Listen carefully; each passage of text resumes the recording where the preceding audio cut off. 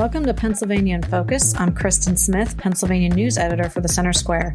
Joining me today is the Center Square's Pennsylvania reporter, Anthony Hennen. This week, you reported on something that our great state has kind of been known for, which is mediocre tax burdens. The Independent Fiscal Office went a little bit deeper into this. So before we get way down into it, can you explain to me what they mean by tax burden? Yeah, so this is not, the ranking of tax rates set by law compared across different states. Pennsylvania sometimes has a much higher or much lower tax rate. They're essentially measuring the tax burden as a share of personal income. So basically how much, someone would be paying in taxes as a share of their income rather than a certain, tax rate or anything like that. It's looking more like, so 2% of your personal income is going to like this tax or something like that. Basically trying to measure these taxes on the basis of how much it might affect the median Pennsylvanian paying, basically. So knowing that, how does Pennsylvania compare nationally?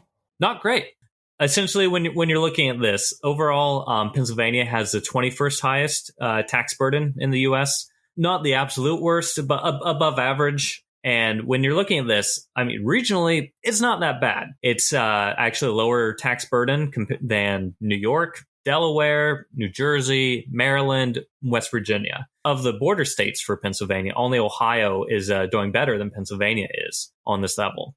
The problem with that, it kind of looks rosy when you're comparing, directly nearby. But the problem is people do not only move to border states. When you're looking at, southern states that are doing really well and attracting people, or states down in the Sun Belt and the Southwest, those states are doing much better than Pennsylvania with having a lower tax burden on residents. So, it's a mixed bag where we're running out ahead compared to neighboring states. But when you're looking at the U.S. average and where people are actually moving, we're really lagging behind. You bring up a really good point. We have a lot of out-migration in Pennsylvania. It's something you've reported on in the past. For our listeners, why should we trust what the IFO has to say about this? Who are they as an organization, and why are their numbers so consequential for what's happening? So basically, the Independent Fiscal Office is an organization that it's nonpartisan. It tries to avoid any sort of ideology. It basically tries to serve as a state agency to offer lawmakers, to offer state officials, to give residents insights that it's not so much,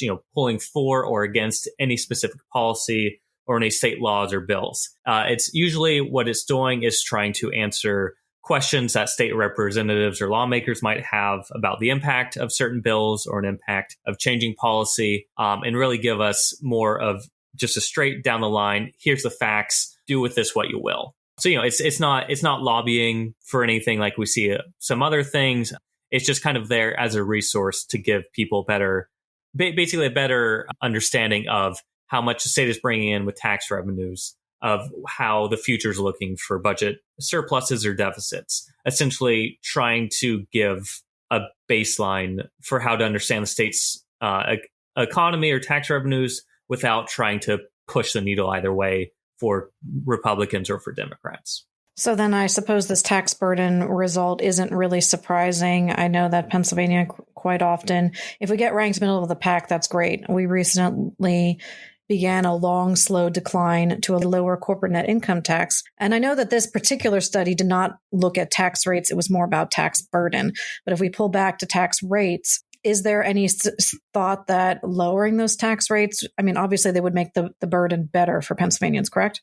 Yeah, it sort of varies here when you look at it. There's always these arguments about, if you lower the tax, can you actually get more tax revenue because you can spur economic investment?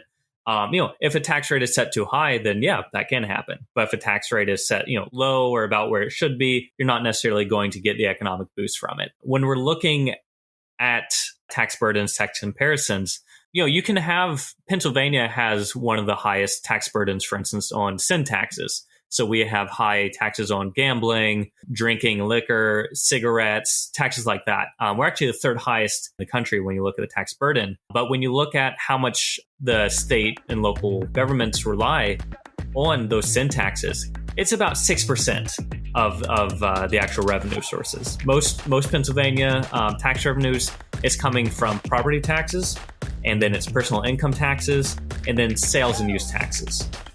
Those three make up roughly 70-ish% of all this state tax revenues. So, we can have a high individual burden, but it's not necessarily a burden that's really funding the state government or anything like that. Listeners can keep up with this story and more at thecentersquare.com. For Anthony Hennen, this is Christen Smith. Please subscribe, and thanks for listening.